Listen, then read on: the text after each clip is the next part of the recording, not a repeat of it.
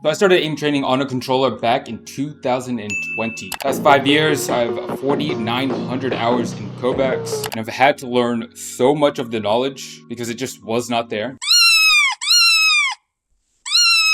It has allowed me to pretty easily coach people and pick up on a lot of mistakes that can be holding back your aim. And so I thought I would go over one of these VODs. Okay, so before this, I play with this guy, a friend of mine, Gio, and I know his aim in COD is pretty good. He had wanted to improve his tracking game. I know it's a bit harder on his part to really identify what part of his tracking is not great. I had a rough idea because I've seen some gameplay from him. After having him play Control Sphere, I could understand it a bit better. A moment like this, there is a couple things I could say just to get better performance in the moment, but at the same time, I'm trying to watch his hand cam. I was watching his stream during this and seeing the hand cam. Thumb was jumping up at me, along with a few other minor stuff, but I wanted to see more of how he would just play it naturally. Which 32% accuracy. Does that feel like shit?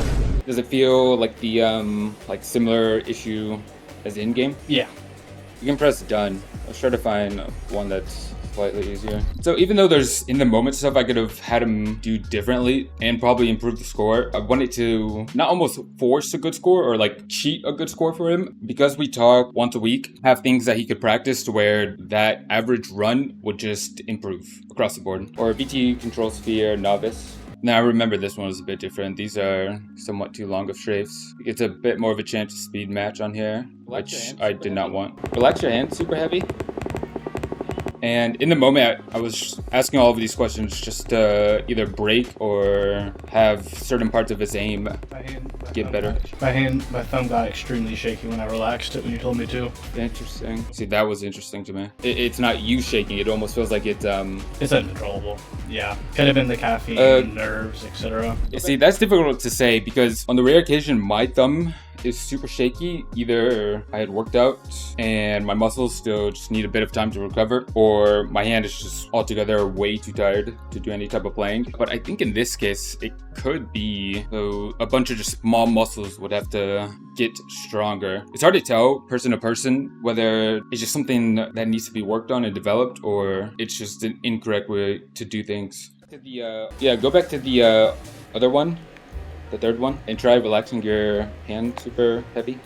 Okay. And my thumb is like flat on the where I explain my grip to him. I remember, I don't have my camera on for this, but hey, listen, this is my Frankenstein controller, PXN. But with my grip, I think when my hand cam is on and you're kind of seeing it from a downwards angle, it's not as easy to tell, but a lot of the time, or all of the time, my thumb on my right hand, my controller is really only sitting on my fingers. So even though this controller is literally cut in half, my controller is being supported by my fingers. And that way, for my right thumb, I can move my wrists back without really ever moving my thumb. Still bend a little bit if I wanted to. He had thought his grip was similar to mine, and it might just be different from person to person. But my thumb has to be parallel to the stick, right? There's going to be just a natural slight tilt that way, giving it a bit more stability. Just be natural. It's also important to say when I'm playing with a low sensitivity, I might bend my thumb a bit more just from playing such a high sensitivity throughout many years. When my thumb is flat on the stick, I have to move such little amounts of my thumb, like very little amounts, and can still have good range of movement in game. And so for people that play a bit of a slower sense, this might just come a bit more natural and make more sense, which I don't think I thought in the moment. When you draw in Microsoft Paint, you can almost like see the edges of the pixels. Can you try almost like painting but smoothly? Almost how like I would imagine a kite, or because right now you're making hard edge lines. So I didn't want to force a change on his grip. I think around here is when I started to change it up a bit and try to get how he's playing to change. I want to see you flow with the movements better. And so here, even though he's missing a lot more, I think in all cases, it's better to miss much more but have correct techniques in place than to have your aim be just all over the place and getting multiple hits, but just because you're trying to aim everywhere. Also, I believe he's on linear right now for his response curve, and in COD, I believe he plays dynamic. And so I definitely do know that these smaller movements and speed speed matching on linear is weirdly difficult. I just switched over to linear recently, back to linear. Okay, real linear, in COD and in Kovacs. Here, pause for a second. Try, I was beating my score too, what the fuck? This is a weird trick I've had benefit from, to where sometimes I'll just drop my controller, I'm gonna massage my hands or shake my hands out, and I play so much better. I don't know what it is. Just resets the hands. I mean, it's gonna be different for everyone. It's good that you're already kind of beating it. Try, like, you see how your thumb is on it now, to where your thumb's not fully on it? Can you over-exaggerate and put your thumb cover more of it? Actual knuckle, yeah, see, just, yeah, a little bit less, yeah. Okay, I just want to get the idea in your mind, yeah.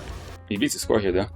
Yeah. So that was using... Wow. I will say though, maybe I shouldn't have had him play these types of scenarios in the moment, because these more speed matching scenarios get weird. I feel like everything we had just been doing on the control sphere, a bit different from speed matching. Like, there's a few more mental stuff and tricks, I would say, with speed matching. Your eyes have to see the target, the speed it's going. Even with where I'm at right now, a bit more tension on locking into a specific speed to get rid of those small jitters in aim. So at the moment, I don't know if it's the best. Also, scenario like this where it's they start to switch smooth, going in one direction. I gotta train this at some point in time because you could get this looking pretty insane. Part of the problem too, I've been losing my mind on Twitter about this. The hands curling to hold the controller and shooting with the pointer finger. I am still too early on into it, but right now I'm leaning more towards it's absolutely horrible. Future hypothetical controller would be something flat that the analog sticks would have to be at some weird tilt, but your hands could just push buttons that are flat. I could do now too on a controller if I had my keyboard right in front, just put the controller facing down and then push keys instead of pushing back buttons. To where if I raise my sense crazy high, obviously the more I use that sense, the smoother it becomes, but part of it too is because of how much less tension that I am using for my thumb. And I explain it here, but it's such less amount of tension that you can almost, you can basically just glide your thumb. You're still in contact with the analog stick, but you're just gliding it around and it's moving the analog stick. And because the sense is so high and you need such little tension, you can get the aim weirdly smooth, even on a pretty high sense. Everybody says do what's comfortable. Fuck that noise. Do what's fucking optimal and makes the most fucking sense. Even if it's uncomfortable at first, you can get used to it now. Can you point your controller up more? Are the sticks the same height? No. They're different heights. Or in the moment, I had realized that the sticks are different heights. And this did look a bit tall, which could have also been the reason why he was bending the thumb like he was. But I noticed it. No. They're different heights. Yeah. Yeah. You like it like that? Yeah. I'm kind of curious about it at first. And this is why I also say, when people say like, yo, you have nearly half of 10,000 hours into aim trainers and look at your aim. So much of this I have had to learn in the past 5 years. There was none of it before. Such little amount of information. And so when I talk to people, I can look at this for a couple seconds and catch certain things. And I think it makes a pretty big difference for him. It felt pretty good.